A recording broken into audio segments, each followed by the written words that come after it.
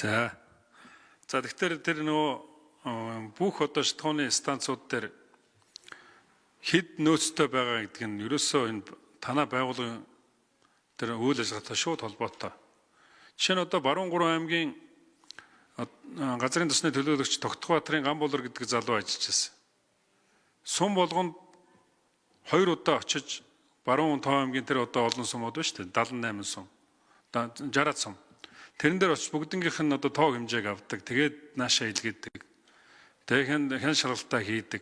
Гэтэл одоо яасан бэ гэхээр баахан хүнтэй болсон мөртлөө зүгээр л одоо нөгөө нэг колонкуудаас мэдээ аваад наашаа явуулдаг. Тэднийх нь бүх юмнууд нь бүгдээрээ бууруу.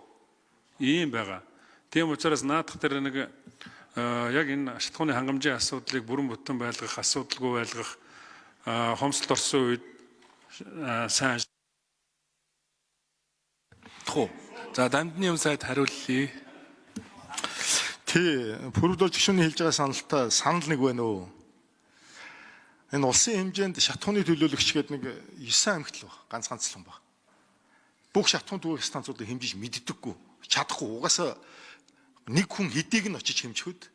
Тэгэхээр энэ бүгдэнд нь тэр одоо мэдрэгч тавьж нэгдсэн зохион байгуулалтаар өдөрдөж тэгээд ашиг нутмал газрын тосны асуудал хариуцсан төрийн захиргааны төв байгууллага дээр хяндаг, өдөрдөг, зохион байгуулдаг энэ ажлыг энэ хууль гарснаар бид нэр хийх юм. Энэ ажил руугаа л яваад байгаа.